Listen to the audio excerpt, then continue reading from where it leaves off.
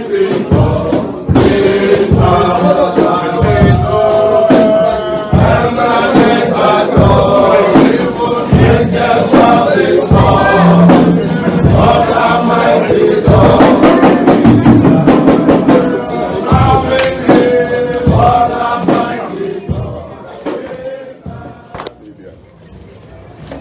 happened was that I went to Isuji for the induction of the national officers of the Methodist Brigade. We arrived on Saturday, on Sunday, we did the service. And in order to catch up with my flight, along with my chaplain, at 4:30, we took off by 2 to go to the airport. Oblivious of the fact that kidnappers were waiting on the road. And as we were descending to Leru is in Abia State, these people came out from the bush. They divided themselves into 3 places. Some people were at the back, some people were at the center, those who shot, who fired at us. And there was another group in front. To make sure that we didn't run away, they fired shots at our vehicle, and eventually they abducted us, 3 of us. The communication man of the church was able to escape. The driver was able to escape. They captured me, the Bishop of Owerri, and my chaplain took us into the bush and were torturing us. In fact, it was in the process of that torture that I hit my right eye on a tree. And even when blood was flowing and it was soaking my handkerchief, they didn't feel like anything happened. All they said that we should follow them, that they are not actually against Nigerian citizens, they are against the government. But that government is a bad government. They are Fulani boys. All the 8 are Fulani. They are Fulani boys, and that if any day they see the president, they will chew him. He's their brother. They have disappointed them and disappointed Nigerians. They will chew him raw. Or any of his representatives, they will chew him raw. But I said, well, even though I'm part of government, but I'm a church man. I'm a man, Christian. I'm not a government official. I said, okay. That is what has saved you. We would have killed you outrightly without asking for any ransom. But now that you're a church man, let's go. Let's go inside the bush. So we moved and moved and moved and trekked up to 15 kilometers. But I knew that it was from my area. I knew that we were rigmaroling and winding and winding and winding, going up, going down, going up. And eventually at 11 p.m., they said, okay, now we negotiate. Each of us will pay 50 million, and we're going to pay 150 million. I thought it was a joke. I said, we are going to pay 10 million. They said, what? What?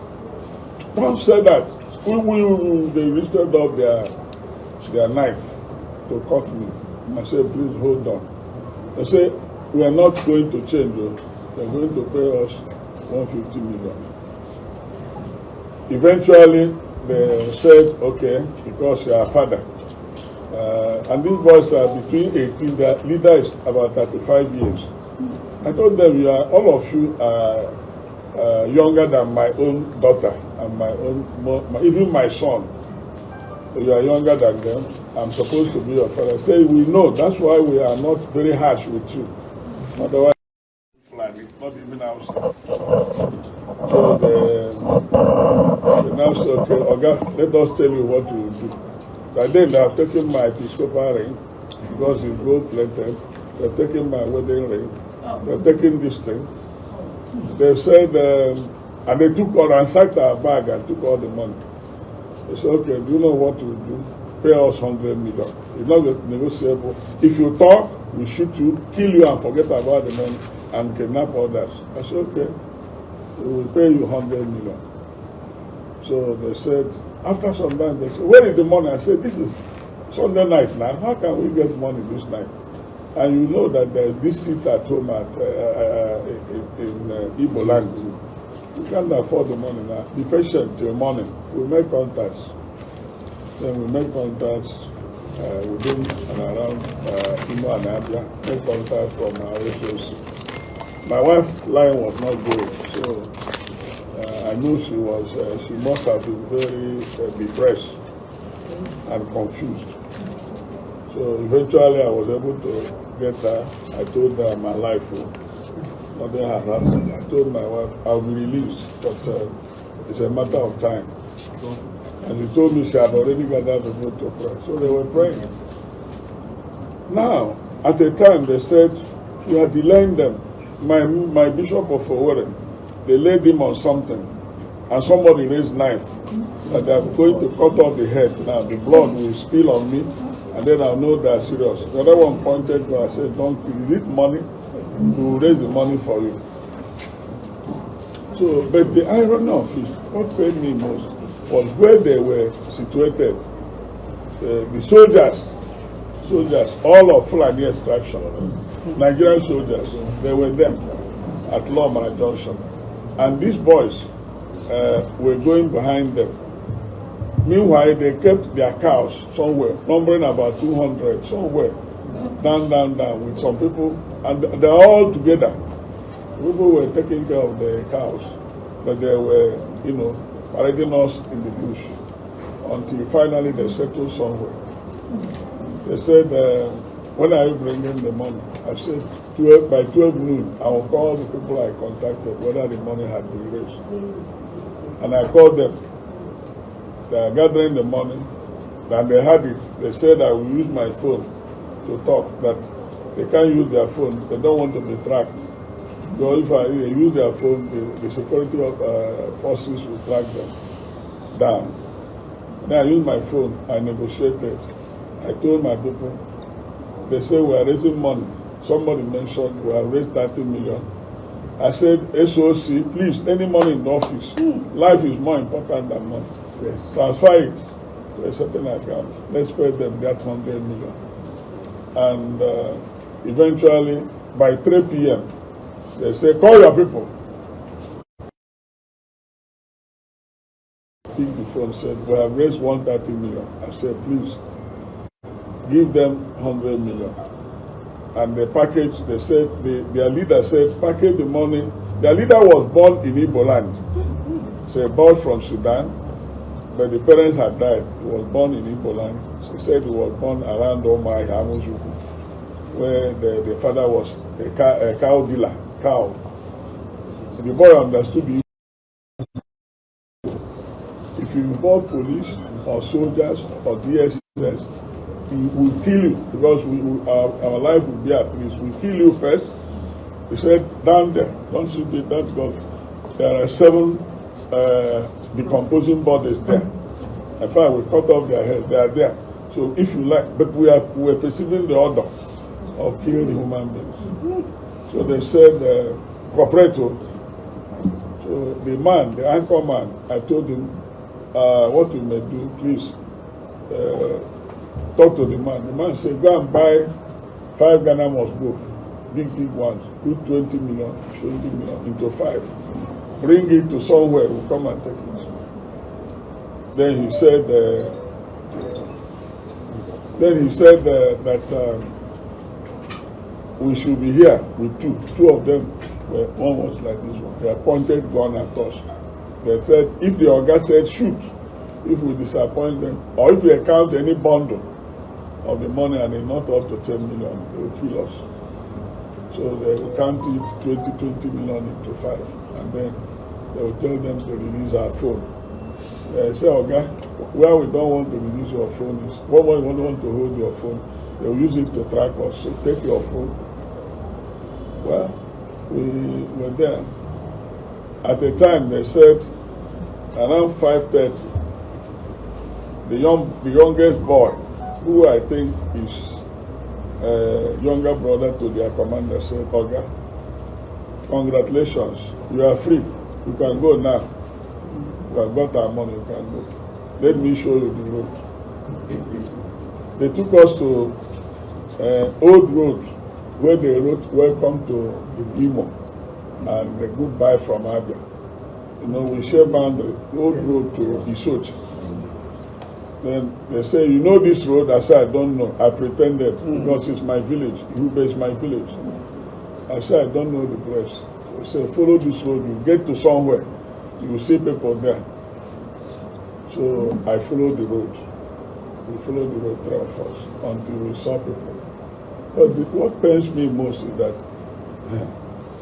these people told us that they are going to bring, after buying enough weapons, they bring all those that have been put in disarray, driven away from Zamfara, Katsina, Zambisa Forest, that they are all coming to locate themselves in Igbo land, that there's no security in Igbo land, that they'll come there and then they will deal with us. And that the young man was just flippant. Maybe he took something. He said, do you know Ibadan? Lagos Expressway? We are in all the bush there. We're everywhere there. We're also in the south. So we are waiting for the slightest signal. We will finish you people and take over this land. So they claim that Nigeria belongs to Fulani. They said that is why we are afraid of. You know, I've been talking about this open grazing and this road. They have a plan. They have a plan. And I accuse the soldiers who are non-Christians. Some of them are Fulani. They are part of it. Because they are shooting these men. You know, when our people wanted to comb the bush, the soldiers said, if you move a step, we'll finish you. Don't go there. So they know where the boys are, they know the location, and what they do is in the daytime they use their cow to confuse people. Then after some time the cows will go to rest and they take their gun and do the operation of kidnapping. Government should act decisively. They should act decisively. Otherwise, what is happening in the northern part of the country will be a child's play. So what will happen here? So the government should sit up, because the primary purpose of government is to secure life and property. Any government that has failed in that has failed woefully. And Nigeria is on a reverse gear. We are nosediving. We are nosediving. You know, we don't have security. All the bush we went around, no soldier, no police, nothing. The people, you know, were having a field day. And where they released us was, if they kidnap people along the Ishukwuato, they will parade them round, and there, when they pay ransom, they are released from that particular spot. Those they arrest, they kidnap along the expressway, Law Panther, they bring them, eventually they bring them there to collect ransom. Those they kidnap along anywhere in the south, around the southeast. So they know that they are there. And I gave that, when I said to the Oga, how do you collect this money? He said, don't worry. Once we are through with you, we will invite motorcyclists. They will come and there will be a truck. A truck will come to put the money in the truck. And that the people who paid them said that was exactly what happened. Immediately they came out from the bush. They told them they were monitoring whether there is police armed. They said, go up. Okay, come back, come this way. And then eventually they stopped. A truck came without number. So the boys will carry one Ghana must go, put in the truck until they took the 100,000. After they have counted 100 million, they said, okay, you can go. So that's how we came back. So the people have been saying, even some people, I don't know what they wanted to achieve, that I said. When did they see me to say that it was IPOP that released me? How did they see me? When did I say IPOP? I didn't say the IPOP. So I don't know, they were trying to bring in political and religious coloration. So So what I know was that, in fact, when they were talking about kidnapping, I didn't know what it meant. For over 12, 13, 14, 15 hours, no food, nothing to drink, nothing to eat. And I was lying on the ground inside the bush, along with other people. If you want to urinate, you raise your hand. Sir, can I urinate? Okay, go there, go there. Commandment, go there. If you want to go to toilet, you raise your hand. Yes, okay, go there, go there. Don't come here. Go there, go there. They'll send you 2 people to guard you. You come back. So that's the Nigeria we are in. And it's unfortunate. This is what exactly happened. And all the efforts that were made was by my church. Do you understand? Yes. Every effort made was by Methodist Church, Nigeria. Not police, not army, not government. No. It was Methodist Church, Nigeria that made all the contracts and all the efforts. And I want to use the opportunity to thank I didn't know that my members love me this way. The Methodist Church have so great love, tremendous love for their leader. And I knew that prayers were going on in various locations everywhere. And this morning, when I opened my phone, I was receiving calls from Canada, from US, from UK, from Russia, from even Dubai, from Turkey, every part of the globe. And it was too much, so I had to switch off again. But if I start answering those calls, I will be having a headache. So that's what happened, really. I want the press to know what actually happened, so that people will not come and tell you talk and no story. For instance, a government said they secured my release. I never saw the government say they secured my release. No.